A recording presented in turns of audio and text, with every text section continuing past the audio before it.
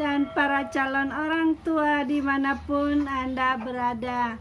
Apa kabar semuanya? Semoga tetap sehat dan terus semangat bagi generasi bangsa.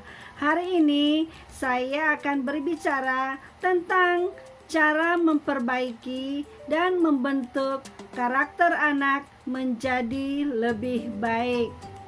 Jadi sebelum terlambat dalam menangani anak-anak, mari kita terus berbuat apa yang bisa kita lakukan dan sambil belajar dari hal-hal lain yang bisa membantu kita dalam menangani masalah-masalah yang terjadi pada si buah hati.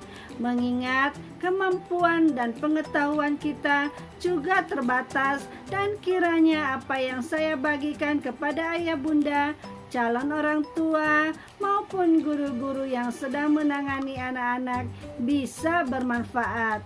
Ingat, kita tidak boleh menyerah ayah bunda.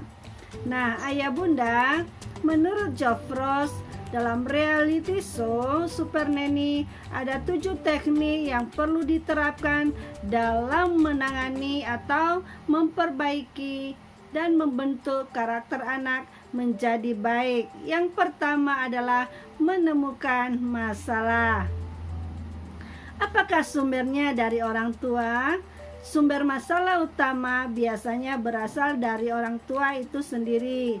Anak yang bandel dan tidak patuh disebabkan ia melihat bahwa orang tuanya sebagai sosok yang lemah, tidak berdaya, lebih cenderung pembiaran, dan tidak tegas.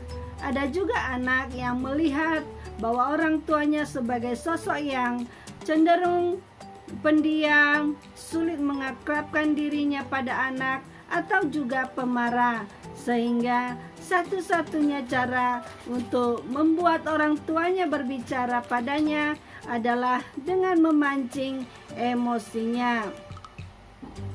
Apakah ada masalah kesehatan? Tentu hal ini perlu keahlian, misalnya dokter atau psikiater. Ayah bunda perlu pengecekan atau konsultasi kesehatan pada ahlinya supaya anak dapat ditangani dengan tepat sebelum terlambat. Ataukah ada masalah yang lain, faktor yang lain, misalnya lingkungan keluarga, masyarakat, dan lain-lain. Dengan menemukan masalah ayah bunda, kita bisa berusaha mencari solusinya satu persatu. Yang kedua adalah memberlakukan aturan. Ayah bunda, biasanya anak-anak bandel karena tidak tahu aturan apa yang harus dipatuhinya. Karena itu, mesti ada aturan-aturan yang jelas dan terlihat dalam keluarga. Dan hal yang paling penting dalam membuat aturan ini adalah orang tua itu harus sepakat, baik bapak dan ibu atau kakek dan nenek. Jika ada tinggal serumah bersama kita, harus selalu sepakat dalam menerapkan aturan untuk anak supaya anak tidak mengadu domba atau menjadi tempat pelariannya kepada salah satu anggota keluarga untuk mendapat pembelaan atau pembenaran dirinya terhadap ketidaktaatannya pada peraturan yang sudah ada. Misalnya pemberlakuan jadwal tidur, ya. Waduh, jadwal menggunakan HP juga ya. Maupun misalnya menaruh alat-alat makanan di tempatnya dan belajar mencucinya. Itu salah satu kemandirian ya. Kemudian mungkin jadwal belajar, jadwal menonton, dan lain-lain. Yang ketiga ya bunda adalah memberikan hukuman atau punishment dan pujian atau award. Tentu kesabaran, ketegasan, dan ketenangan, tidak pelin-pelan, bisa meredam emosi, sangat dibutuhkan. Jangan sampai hari ini tegas, ada aturan, tapi besok sudah berubah. Terkecuali ada kesepakatan hari-hari tentu, misalnya hari Minggu sebagai hal yang free dalam kegiatan. Dalam arti juga rambu-rambu juga tetap ada. Hindari kata-kata kasar atau bentakan, apalagi makiannya ayah bunda saat seorang anak berbuat salah. Hindari kekerasan fisik seperti pukulan, cubitan, atau ceweran anak-anak, karena anak-anak tidak membutuhkan hal itu. Memberikan hukuman pada ketidaktaatan itu perlu sebagai akibat dari sebuah pelanggaran dan diharapkan si anak tidak mengulanginya lagi. Jadi bukan mengakibatkan anak makin melawan atau makin tidak taat. Pasti ada sesuatu yang salah dalam hal itu. Dan sebaliknya, ayah bunda, jika anak taat, patuh pada peraturan-peraturan yang ada, bahkan ada pencapaiannya terhadap hal-hal yang baik, tentu perlu juga diberi pujian atau award. Nah, hal ini boleh juga berupa kata ucapan, misalnya ayah bunda bangga padamu, atau terima kasih, misalnya si buah hati kita telah menjaga adiknya dengan baik.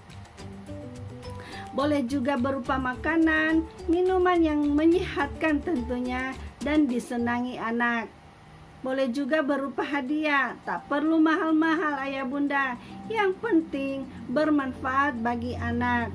Misalnya buku, pensil, pewarna, tas, atau juga ya sepeda dan lain-lain. Yang keempat ayah bunda adalah meminta maaf. Mengajari anak meminta maaf karena kesalahannya itu perlu. Hal ini membuat anak bertanggung jawab, mengajarkan anak nilai sebuah kejujuran, penerimaan terhadap kekurangan orang lain, meningkatkan perasaan saling menghormati, juga membantu membangun harga diri yang positif.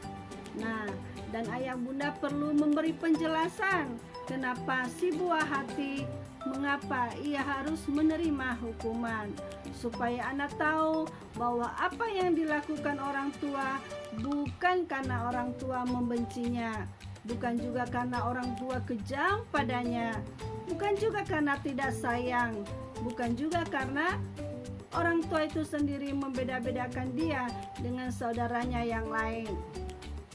Bahkan ayah bunda, jika itu karena kesalahan orang tua, maka orang tua pun perlu meminta maaf pada anak. Hal ini mengajarkan anak bahwa tidak ada manusia yang sempurna di dunia ini, juga termasuk orang tua mereka sendiri, bahwa bisa melakukan kesalahan pada mereka sekalipun disadari atau tidak.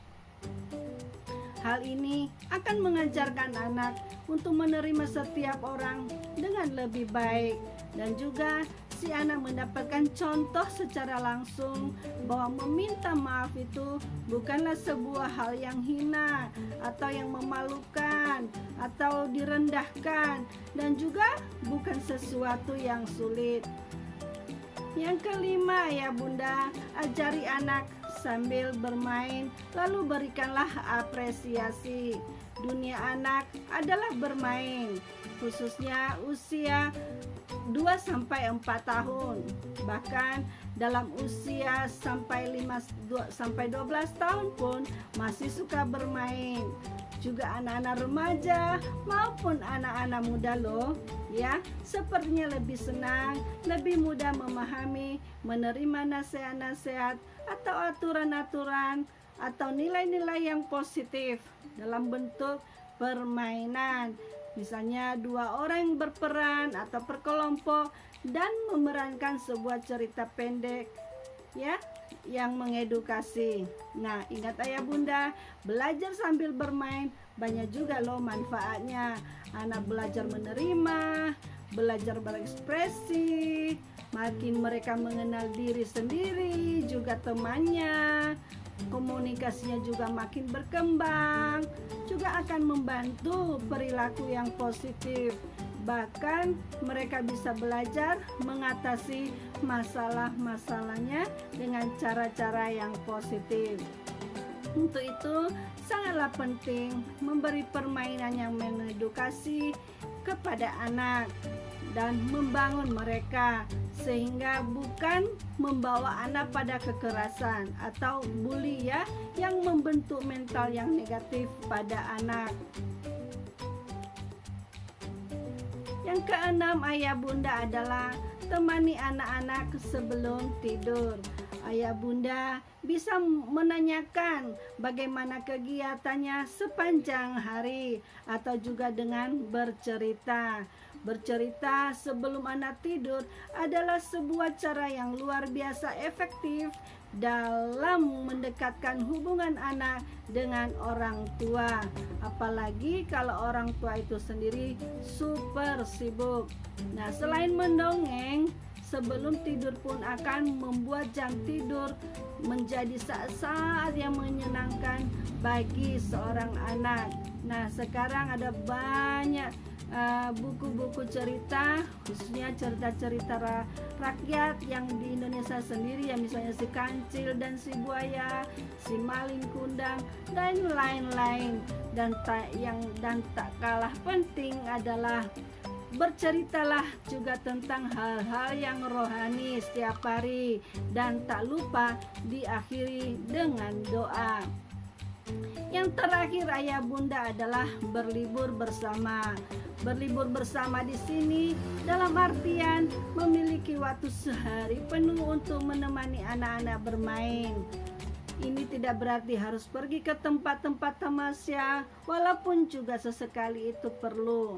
Yang terpenting adalah kreativitas kita membuat sebuah suasana liburan yang menyenangkan, jangan menyebalkan. Ya, misalnya main catur, berenang, bersepeda bersama, atau memasak bersama. Tentu manfaatnya bagi keluarga itu adalah antara anggota keluarga makin dekat, makin meningkatkan kualitas pertemuan, ya kan, keharmonisan, mengurangi stres atau tekanan baik loh pada orang tua maupun pada anak, juga akan menjalin kerjasama dan lain sebagainya. Nah, ayah bunda, dengan poin-poin di atas, yaitu menemukan masalah, memberlakukan aturan, memberikan hukuman dan juga pujian, meminta maaf, mengajari sambil bermain, temani anak-anak sebelum tidur, dan berlibur bersama, kiranya dapat membentuk dan memperbaiki karakter anak kita menjadi lebih baik, yang akhirnya si buah hati kita menjadi anak-anak yang menyenangkan, bahkan membanggakan hati ayah bunda.